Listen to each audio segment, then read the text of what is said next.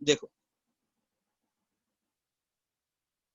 9वां पाठ है बेटा स्वामी विवेकानंद। पाठ का क्रमांक है 9वां और पाठ का नाम है बेटा स्वामी विवेकानंद। देखो आपको बेटा सर रीड कर रहे हैं, आपको अच्छे से एक एक लाइन के ऊपर बेटा ध्यान देना है। देखो बेटा स्वामी विवेकानंद जी का जन्म 12 जनवरी 1863 में कोलकाता में हुआ था। देखो स्टूडेंट्स सर क्या कह रहे हैं कि जो स्वामी विवेकानंद है, स्वामी विवेकानंद है, स्वामी विवेकानंद का जो जन्म है वो कहाँ हुआ था? कोलकाता में हुआ था। और कभी हुआ था? 12 जनवरी 1863। जो स्वामी विवेकानंद है जिनका चित्र मैंने आपको दिखाया बेटा, और इधर बाजू में भी देखो एक चित्र है स्वामी विवेकानंद का, बराबर। हाँ, इनका जन्म 12 जनवरी सन 1863 में कोलकाता में हुआ था। हम कैसे महाराष्ट्र में रहते हैं, बराबर, वैसे कोलकाता भी बेटा एक दूसरा स्टेट है, उधर उनका जन्म हुआ था। उनके पिताजी का नाम विश्वनाथ दत्त तथा माता का नाम भुवनेश्वरी था, सॉरी भुवनेश्वरी देवी था। देखो बेटा जो स्वामी विवेकानंद है उनके पिताजी का नाम, उनके पिताजी का नाम क्या था? विश्वनाथ दत्त था। उनके पिताजी का नाम था विश्वनाथ दत्त तथा माताजी का नाम भुवनेश्वरी देवी था। उनके माताजी का नाम क्या था? भुवनेश्वरी देवी था। वे धार्मिक विचारों वाली महिला थी। देखो ये जो स्वामी विवेकानंद की जो माँ है जिनका नाम भुवनेश्वरी देवी है, वो बहुत ही धार्मिक विचारों वाली थी। मतलब बेटा वो रोज पाठ पूजा करती थी, भगवान के ऊपर उनका विश्वास था, बहुत पाठ पूजा करती थी भगवान की। आगे देखो विवेकानंद जी विवेकानंद जी के बचपन का नाम नरेंद्र दत्त था। देखो बेटा जो विवेकानंद है, स्वामी विवेकानंद है, उनके बचपन का नाम क्या था? नरेंद्र दत्त था। उनके बचपन का नाम क्या था? नरेंद्र दत्त था। मतलब जब वो छोटे थे, जब वो छोटे थे तो उनका नाम क्या था? नरेंद्र दत्त था। समझ में आया इतना? देखो बेटा सर वापस आपको रिपीट करा रहे, जो स्वामी विवेकानंद है, स्वामी विवेकानंद है, उनका जन्म कभी हुआ था? 12 जनवरी 1863 में कोलकाता में हुआ था। किधर हुआ था? कोलकाता में हुआ था। उनके पिताजी का नाम विश्वनाथ दत्त था और उनके माताजी का नाम भुवनेश्वरी देवी था। वो जो उनकी जो माता थी वो बहुत ही कैसी थी बेटा? धार्मिक विचारों वाली थी। हमेशा पाठ पूजा धर्म के बारे में उनका कार्य चालू रहता था। जो स्वामी विवेकानंद है, जब वो छोटे थे तभी उनका नाम क्या था बेटा? नरेंद्र दत्त था। उनका नाम क्या था? नरेंद्र दत्त। अभी आगे देखो बचपन से ही नरेंद्र को उनकी माँ रामायण तथा महाभारत की कहानियां सुनाती थी। देखो बेटा बचपन से ही क्या होता था?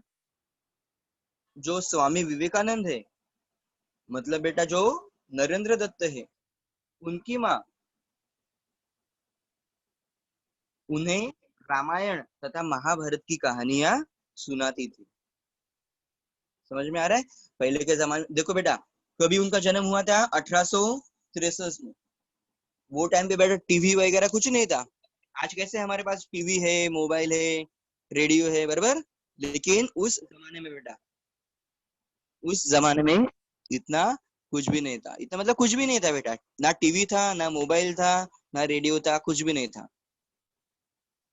तो उनकी माँ उन्हें क्या करती थी बेटा? जो रामायण और जो महाभारत है रामायण और जो महाभारत है इनकी कहानियां सुनाती थी ओरली। उनकी महाभारत की कहानियां और रामायण की कहानियां उन्हें सुनाती थी। बचपन से ही नरेंद्र दत्त बहुत ही बुद्धिमान, नटखट तथा निडर स्वभाव के थे। देखो बच्चों, बचपन से ही जो नरेंद्र दत्त है, नरेंद्र दत्त मतलब कौन? स्वामी विवेकानंद। ये बहुत बुद्धिमान, कैसे थे? बहुत बुद्धिमान थे। बुद्धिमान मतलब बेटा बहुत होशियार, बराबर, बहुत होशियार, नटखट और निडर स्वभाव के थे। निडर मतलब बेटा, निडर मतलब बहुत शूर, किसी से नहीं डरने वाले। निडर मतलब बहुत शूर, किसी से नहीं डरने वाले, किसी से भी नहीं डरते थे। वो बहुत शूर थे, बहुत ब्रेव थे तथा नटखट भी थे, थोड़े से मस्ती भी करते थे और बुद्धिमान तो थे ही। आगे देखो, जब वे क्रोधित हो जाते तब उनकी माता शिव शिव कहते हुए उन पर पानी छिड़क देती तो वे तुरंत शांत हो जाते थे। देखो बेटा, उनके बचपन के बारे में क्या बताया है इधर। जो स्वामी विवेकानंद है, मतलब जो नरेंद्र दत्त है, वो कभी कभी बेटा बचपन में क्रोधित हो जाते थे। मतलब उनको कभी कभी गुस्सा आ जाता था। क्रोध होना मतलब गुस्सा होना, क्रोधित होना मतलब गुस्सा होना। कभी कभी गुस्सा हो जाते थे, बराबर। तो गुस्सा होने के बाद, क्रोधित होने के बाद उनकी माता क्या करती? उनके ऊपर शिव शिव कह के ऐसे पानी छिड़क देती थी। आपने कभी देखा रहेगा, देखो बच्चों, हम पूजा वगैरह करते हैं, बराबर ना, तो हम हाथ में पानी लेते हैं और थोड़ा सा ऐसा छिड़क देते हैं। वैसे ही बेटा उनकी माँ क्या करती थी? थोड़ा सा पानी लेती थी और उनके ऊपर थोड़ा सा डाल देती थी और क्या कहती थी? शिव शिव शिव शिव। तभी जो स्वामी विवेकानंद है, मतलब जो नरेंद्र दत्त है, वो तुरंत ही क्या हो जाते थे? शांत हो जाते थे, उनका गुस्सा शांत हो जाता था। आगे देखो, वे पढ़ने लिखने में बहुत होशियार थे। देखो बेटा, पढ़ाई में भी वो जो नरेंद्र दत्त है वो होशियार थे। जैसे कि मैंने पहले ही बताया, वो बहुत बुद्धिमान थे, मतलब बेटा बहुत होशियार थे, अच्छे से वो पढ़ाई करते थे। उन्हें दवाइयों, संगीत तथा विज्ञान का ज्ञान था। देखो, उन्हें किसका किसका ज्ञान था बेटा? किसका किसका नॉलेज था? दवाइया, संगीत, संगीत मतलब बेटा म्यूजिक, और विज्ञान, विज्ञान मतलब बेटा साइंस। इनके बारे में उन्हें जानकारी थी। आगे देखो, पिताजी उन्हें अंग्रेजी की शिक्षा देकर प्रतिष्ठित व्यक्ति बनाना चाहते थे, लेकिन नरेंद्र की रुचि तो ईश्वरीय ज्ञान में ही थी। देखो, देखो बच्चों, इधर क्या बताया हुआ है। जो नरेंद्र दत्त मतलब स्वामी विवेकानंद, इनके जो पिताजी है, उनका नाम क्या बताया था सर ने? पिताजी का नाम क्या बताया था? हाँ, उनके पिताजी का नाम था विश्वनाथ दत्त। मतलब जो स्वामी विवेकानंद है, नरेंद्र दत्त है, उनके पिताजी का नाम है बेटा विश्वनाथ दत्त। तो उनके पिताजी को ऐसा लग रहा था कि जो मेरा लड़का है, मतलब ये स्वामी विवेकानंद है, उन्होंने क्या करना चाहिए? अंग्रेजी की शिक्षा प्राप्त करनी चाहिए। मतलब इन्होंने अंग्रेजी सीखनी चाहिए, बहुत पढ़ना चाहिए, पढ़ लिख कर बहुत बड़ा आदमी बनना चाहिए। ऐसे उनके पापा को लगता था, ऐसे उनके पिताजी को लगता था। लेकिन लेकिन नरेंद्र जी है, मतलब जो स्वामी विवेकानंद है बेटा, उनकी रुचि ईश्वरीय ज्ञान में ही थी। रुचि मतलब बेटा इंटरेस्ट, रुचि मतलब इंटरेस्ट। मतलब उनको क्या अच्छा लगता था? उनको ये इंग्लिश पढ़ना, पढ़ाई करना ये अच्छा नहीं लगता था बेटा। उनको ईश्वरीय ज्ञान में ही उनकी रुचि थी। मतलब भगवान के बारे में जानने की वो कोशिश करते थे। ईश्वरीय ज्ञान मतलब बेटा भगवान के बारे में ही वो जानने की बहुत कोशिश करते थे। वह सभी से भगवान संबंधी तरह तरह के प्रश्न पूछते थे, अपने मम्मी से, अपने पापा से, रिश्तेदारों से, जो भी बड़ा आदमी मिलेगा उनसे क्या करते थे बेटा, वो उनसे क्या करते थे, वो भगवान के संबंधी तरह तरह के प्रश्न पूछते थे। 18 वर्ष की आयु में उनकी भेंट स्वामी रामकृष्ण परमहंस से हुई। देखो बेटा, देखो क्या बताया हुआ है, एक मिनट। हाँ हाँ, देखो 18 वर्ष की आयु में, 18 वर्ष आयु मतलब जो स्वामी विवेकानंद है बेटा, मतलब नरेंद्र दत्त है, उनकी आयु कितनी थी, 18 वर्ष। आयु मतलब बेटा उनकी उम्र, उनकी उम्र कितनी थी, 18 वर्ष की थी। तब उनकी भेंट स्वामी रामकृष्ण परमहंस से हुई। नरेंद्र को देखते ही उन्होंने पूछा, अब तक तुम कहाँ थे। मतलब देखो बेटा, वो नरेंद्र दत्त है ना, वो भगवान के बारे में उनको इतनी रुचि थी, इतना इंटरेस्ट था, और ऊपर से वो बुद्धिमान तो थे ही, और निडर स्वभाव के भी थे, बराबर। हाँ, तो वो जो परमहंस है वो क्या पूछ रहे थे, इतने दिन तुम कहाँ थे, इतने दिन तुम कहाँ थे, मतलब आप तो बहुत होशियार हो, आप इतने दिन किधर थे, मेरे पास पहले ही आने का था। देखो फिर आगे जाके वो परमहंस क्या कह रहे हैं, देखो बेटा। स्वामी परमहंस ने कहा, तुम साधारण मनुष्य नहीं हो, ईश्वर ने तुम्हें मानव जाति के कल्याण के लिए इस धरती पर भेजा है। देखो बच्चों, जो स्वामी परमहंस है, उन्होंने उन्होंने क्या कहा कि तुम साधारण मनुष्य नहीं हो, तुम साधारण मनुष्य नहीं हो, ईश्वर ने मतलब भगवान ने तुम्हें इस धरती पर मानव जाति के कल्याण के लिए भेजा है। समझ में आ रहा है, ऐसा किसने कहा बेटा, स्वामी परम हंस ने कहा, बराबर, कि तुम साधारण व्यक्ति नहीं हो, तुम साधारण व्यक्ति नहीं हो, भगवान ने भगवान ने तुम्हें मानव जाति के कल्याण के लिए इस धरती पर भेजा है। समझ में आ रहा है। हाँ, अब ये स्वामी राम, हाँ, रामकृष्ण जो परमहंस है ना बेटा, ये कौन थे, ये एक महान संत थे। सर ने अभी नाम लिया ना बेटा, स्वामी परमहंस, जिनसे स्वामी विवेकानंद मिले थे। तो ये स्वामी परमहंस कौन थे बेटा, उस समय के एक महान संत थे, वो बहुत लोगों के गुरु थे। समझ में आ रहे हैं। हाँ, आगे देखो, उन्होंने 18 वर्ष की आयु में ही संन्यास ले लिया, उनका नाम विवेकानंद पड़ गया। देखो बेटा, जो स्वामी विवेकानंद है, मतलब जो नरेंद्र दत्त है, उन्होंने 18 वर्ष की आयु में ही संन्यास ले लिया था बेटा, उन्होंने 18 वर्ष की आयु में ही संन्यास ले लिया था, तभी उनका नाम क्या पड़ गया, विवेकानंद पड़ गया, उनका नाम क्या हो गया, विवेकानंद हो गया। 2 वर्ष के अध्ययन तथा तपस्या के बाद वे भारत की यात्रा पर निकल पड़े। देखो बेटा, 2 वर्ष उन्होंने बहुत पढ़ाई की, भगवान के बारे में, ईश्वर के बारे में बहुत सारी उन्होंने क्या की, पढ़ाई की, और बाद में भारत की यात्रा पर वो निकल पड़े। उन्होंने बहुत कम आयु में ही बड़े बड़े सम्मेलनों में भाग लिया। देखो बेटा, वो जो भारत की यात्रा में गए थे, वो यात्रा ऐसे घूमने के लिए गए थे क्या, चलो हाँ, आज हम इधर घूम के आएंगे, उधर घूम के आएंगे, नहीं, वो उधर जाते थे और लोगों को कुछ ना कुछ अच्छी बातें समझाते थे। समझ में आ रहा है। हाँ, वे अमेरिका तथा इंग्लैंड में 4 वर्ष तक रहे।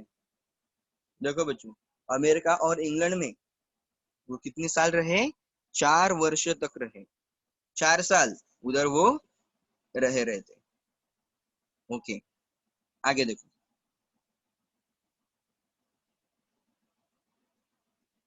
वहां उन्होंने अपने लेखों तथा भाषणों से हिंदू का प्रचार किया। जैसे कि सर ने आपको कहा, वो 4 वर्ष उधर रह रहे थे, बराबर।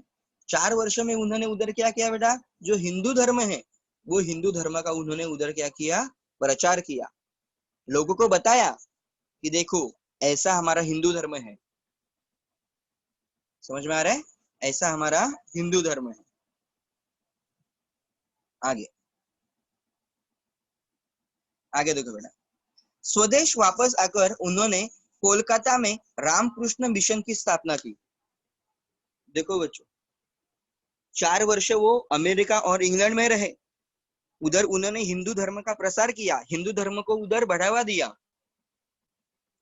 बाद में वापस बेटा वो किधर आ गए, भारत भूमि में आ गए, भारतवर्ष में आ गए, इंडिया में आ गए। और वापस आकर उन्होंने कोलकाता में रामकृष्ण मिशन की स्थापना की। किसकी स्थापना की? रामकृष्ण मिशन की स्थापना की। मतलब ये एक बेटा एक संस्था थी। संस्था मतलब ये एक ट्रस्ट थी। उनकी ख्याति भारत में ही नहीं, विदेशों विदेशों में भी फैल गई। इसलिए कई विदेशी धर्म संगठन उन्हें व्याख्यान देने के लिए बुलाते थे। देखो बच्चों, ये जो स्वामी विवेकानंद है, स्वामी विवेकानंद है, इनकी जो ख्याति है बेटा, ख्याति मतलब फेमस होना, ये सिर्फ भारत में ही नहीं, पूरे विश्व में उनकी ख्याति हो गई। मतलब पूरे विश्व में उनका नाम हो गया। इसलिए दूसरे देशों में से भी बेटा उन्हें व्याख्यान देने के लिए बुलाते थे, उन्हें व्याख्यान देने के लिए बुलाते थे कि हमारे देश में आओ और हमें व्याख्यान दो। व्याख्यान दो मतलब बेटा लेक्चर दो, हमें कुछ अच्छी अच्छी बातें सिखाओ। इसलिए दूसरे देश के जो लोग थे उन्हें उनके देश में बुलाते थे।